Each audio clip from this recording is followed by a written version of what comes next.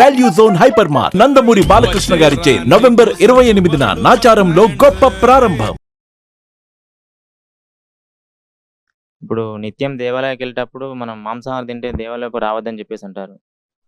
ఇప్పుడు రాముడు అలాంటి వాడే మాంసాహారం తినదని చెప్పేసి అంటారు. ఇప్పుడు మన దేవాలయాల్లో కూడా దేవుని దగ్గర మాంసంతోటి మేకతోటి చేస్తారు కదా.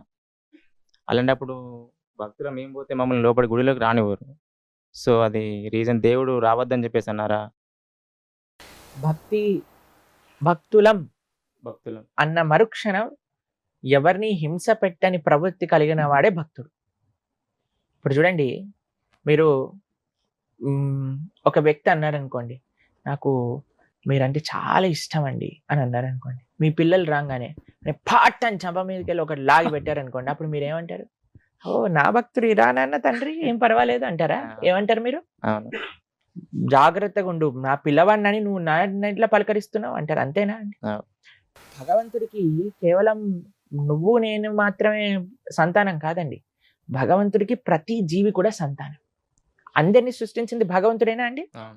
కాబట్టి ఏ జీవినన్నా మనం హింస చేసినప్పుడు మనం భగవంతుడి యొక్క భక్తుడిగా ఎలా చెప్పుకుంటాం? మనం చెప్పుకోలేం. భక్తి అన్న మరుక్షణం ఏ ప్రాణిని హింస పెట్టము. అది ఫస్ట్ భక్తుడికి ఉండాల్సినది. అహింస. కృష్ణుడు ఎన్నిసార్లు భగవద్గీతలో ఈ విషయం చెప్పారు. అహింస అహింస అహింస. తెలిసి తెలిసి ఎవ్వరికి ఇబ్బంది పెట్టకూడదు. ఇది ముఖ్యమైన విషయం. ఫస్ట్. సెకండ్ది, రాముడు మాంసాహారాన్ని తిన్నాడు. మీకు ఒక విషయం చెప్తాను. రాముడు అయోధ్య నగరాన్ని విడిచిపెట్టి అరణ్యవాసానికి వెళ్ళేటప్పుడు ఒక ప్రతిజ్ఞ చేస్తాడు. ఏమంటారో తెలుసా అండి? మీకు ఒక విషయం చెప్పానా? రాముడు మాట తప్పడెప్పుడు. ఈ విషయం తెలుసా మీకు? ఆయన ఇచ్చిన మాట, తండ్రి ఇచ్చిన మాట కోసమే ఆయన రాజ్యం వదిలేసి వెళ్ళిపోయాడు. ఎవరిచ్చిన మాట? తండ్రి ఇచ్చిన మాట. ఇంకా ఆయన ప్రతిజ్ఞ చేస్తే ఎలా ఫాలో అవుతాడండి? రామ మాట రామ బాణం ఎప్పుడు వెనకాలకి వెళ్ళదు. అంతే కదండి. రాముడు ఒక ప్రతిజ్ఞ చేస్తాడు. నేను ఈ అరణ్యవాసంలో ఉన్నంత సమయం సాధువుగా నార బట్టలు వేసుకొని కంద మూలాలు మాత్రమే స్వీకరిస్తాను అని అయోధ్య నగరంలో ఉన్నప్పుడే ప్రతిజ్ఞ చేసి రాముడు వెళ్ళాడు. కాబట్టి చాలా మంది అరణ్యవాసంలో ఇక్కడ తిన్నాడు అక్కడ తిన్నాడు అని అట్లా ఏం ప్రమాణం లేదండి. సంస్కృతము శాస్త్రము చదవటం వల్ల అర్థం కాదండి. శాస్త్రము గురుముఖత విన్నప్పుడు అర్థమవుతుంది. ఇప్పుడు చూడండి, మీకు మెడికల్ కాలేజ్ బుక్స్ ప్రతి షాప్ లో ఉంటాయి. మీరు వెళ్ళి నేను అన్ని మెడికల్ కాలేజ్ బుక్స్ అన్ని చదివేశాను, నేను ఇప్పటి నుంచి డాక్టర్ అని అంటే ఎవడైనా ఒప్పుకుంటాడండి? ఇది చెప్తే అలాంటి డాక్టర్ దగ్గరికి మీరు వెళ్తారా అండి? వెళ్తారా? మీరు చెప్పండి. వెళ్ళరు కదా. మీరు ఒకరు అన్నారు అనుకోండి, నేను మొత్తం సివిల్ ఇంజనీరింగ్ బుక్స్ చదివేశాను, నేను మీ ఇల్లు కడతాను. నేను అనుకో, అరే మా ఇల్లు కట్టకరా, పక్కింటి ఇల్లు కట్టు, కూలిపోయింది అనుకోండి మా ఇదంతా అయిపోతుంది. అంతే కదండి. కాబట్టి చాలా మంది ఇలా మాట్లాడే వాళ్ళందరూ ఏదో వాళ్ళంతటా వాళ్ళు ప్రయత్నం చేసి ఇక్కడ అది ఉంది అక్కడ ఇది ఉంది అని చెప్పేవాళ్ళు.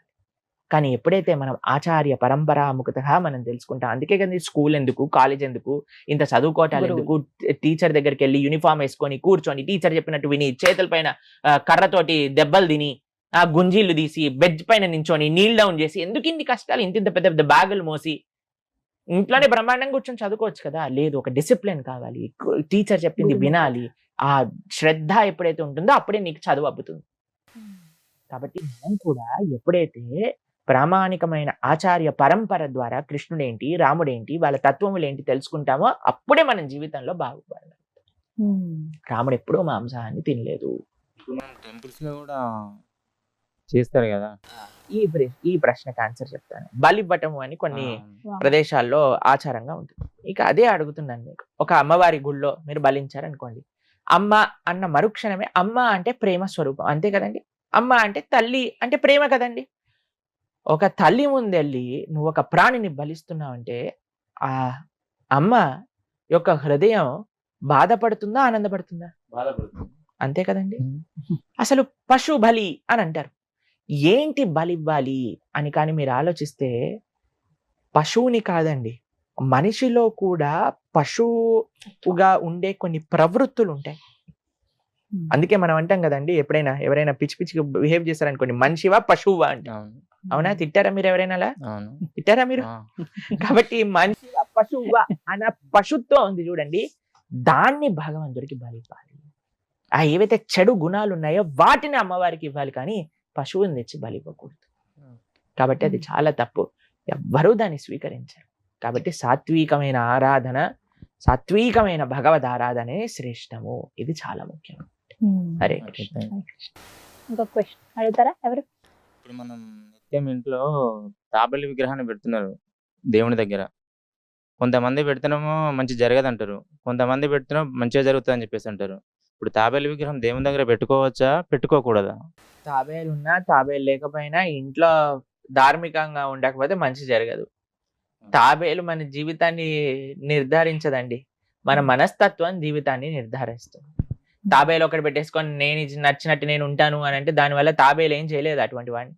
కాబట్టి కొన్ని సూచనలు ఉన్నాయి, కొన్ని పాజిటివ్ ఎనర్జీని వైబ్రేట్ చేసే కొన్ని విషయాలు చెప్తారు. ఇంట్లో దీపం పెట్టుకోవటం, ధూపం పెట్టుకోవటం, తర్వాత చక్కటి పుష్పములు ఉండటము, తాబేలు, జలము, ఇవన్నీ ఉండొచ్చండి. కానీ అన్నిటికంటే ప్రధానం ఏంటి అని అంటే ఇంట్లో ఏముండాలి అంటే భగవద్ ఆరాధన చేస్తూ ఉండాలి, ధార్మికంగా ఉండాలి.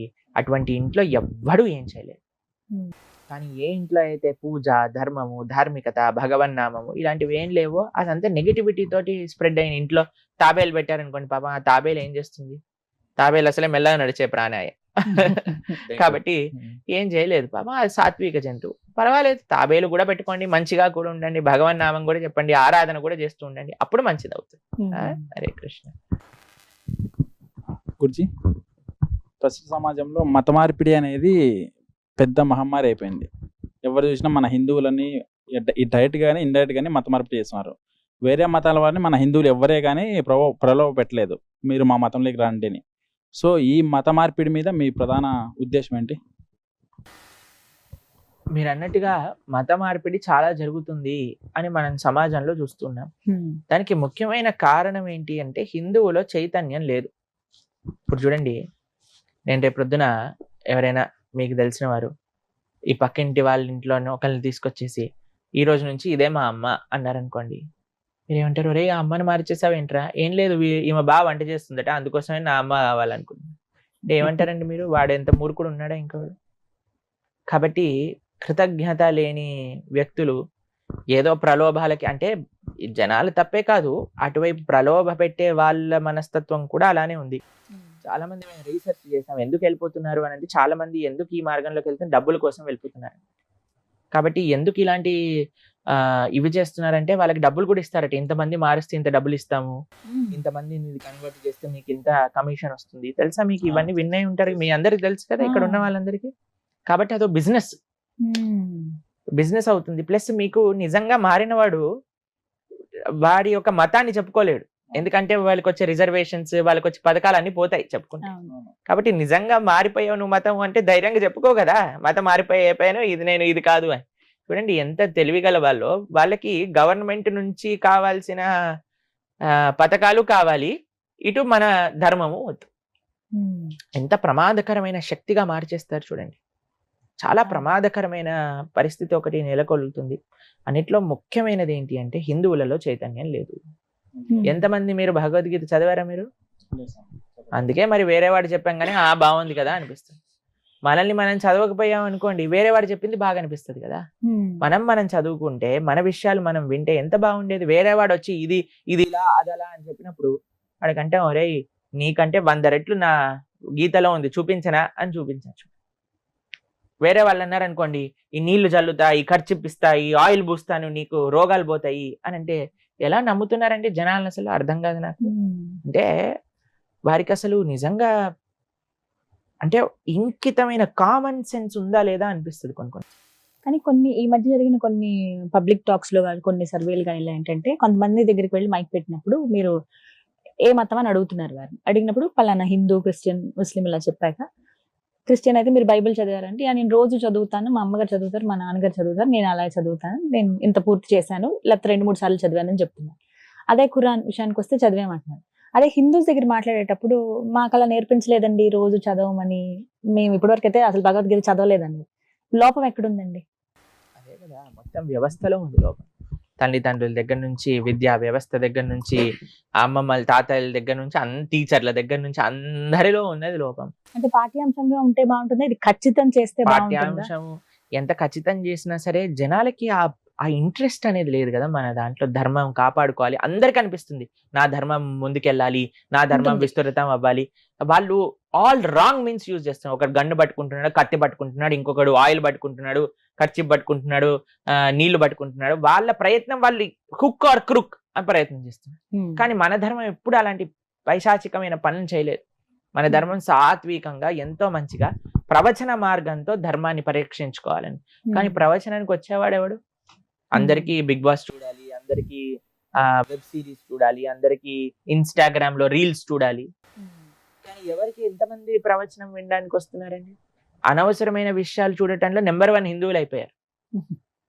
అవునా కదా? మీరు చెప్పండి. పిల్లలందరినీ చిన్న చిన్న పిల్లల్ని కూర్చోబెట్టి చూపించేస్తున్నారు సీరియల్ అన్ని. చిన్న చిన్న పిల్లలకి సినిమాలు చూపించేస్తున్నారు. సినిమాలలో సీరియళ్లలో ఇప్పుడు ఎలాంటి ఎన్ని నెగిటివ్ విషయాలు చూపిస్తున్నారంటే అవన్నీ పిల్లలకి అవసరమా? ప్రవచనాన్ని చెప్పేసి పిల్లలకి అర్థం కాదేమో అండి. ఇవి అర్థం అవుతాయి కానీ అది అర్థం కాదా? ఎంత విచిత్రం చూడండి. కాబట్టి మన ధర్మాన్ని మనమే రక్షించుకోవాలి. కాబట్టి మీరందరూ ఇక్కడ ఉన్న వాళ్ళందరూ గీత చదవండి. అప్పుడు మన ధర్మాన్ని మీరు చదవండి, పక్కన వాడికి చెప్పండి.